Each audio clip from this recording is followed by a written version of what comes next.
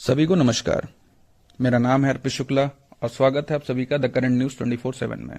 दोस्तों, हाल ही में आपने सुना होगा कि अमेरिका वेनेजुएला में तनातनी का माहौल है, जिसमें अमेरिका ने सैन्य हमले किए हैं और वेनेजुएला के राष्ट्रपति सहित उनकी पत्नी को भी अरेस्ट कर लिया गया है, जिसमें इस हरकत के चलते लोगों ने अमेरिका के खिलाफ एवं समर्थन में भी प्रतिक्रियाएं दी हैं।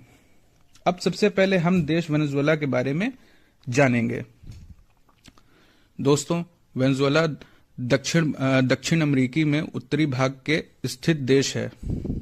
इसकी राजधानी काराकास है और इसकी सीमाएं कोलंबिया, ब्राजील और गयाना से लगती है। देश का उत्तर भाग कैरेबियन सी से जुड़ा हुआ है।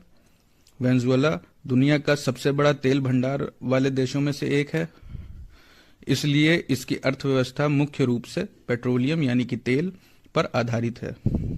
लेकिन हाल ही में वर्षों में राजनीतिक अस्थिरता, आर्थिक संकट, महंगाई और अंतर्राष्ट्रीय प्रतिबंधों के कारण देश में गंभीर समस्याओं का सामना करना पड़ रहा है।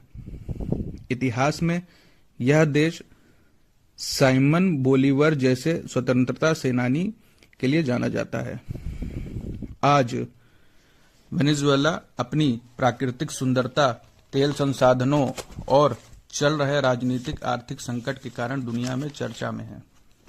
दोस्तों, पिछले कुछ दिनों यानी कि 3 जनवरी 2026 को संयुक्त राज्य अमेरिका ने वेनेजुएला पर एक बड़ा सैन्य अभियान चलाया और वेनेजुएला के राष्ट्रपति निकोलस मैडुरो और उनकी पत्नी सिलिया फ्लोरेंस को पकड़ लिया गया।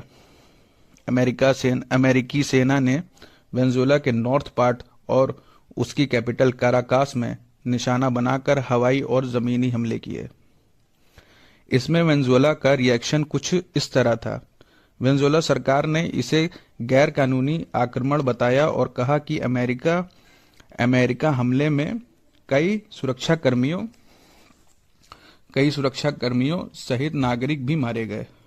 देश में राष्ट्रीय शोक मनाया गया और सेना तथा मिलिशिया को तैनात किया गया। इसमें इंटरनेशनल रिएक्शन कुछ इस तरह है।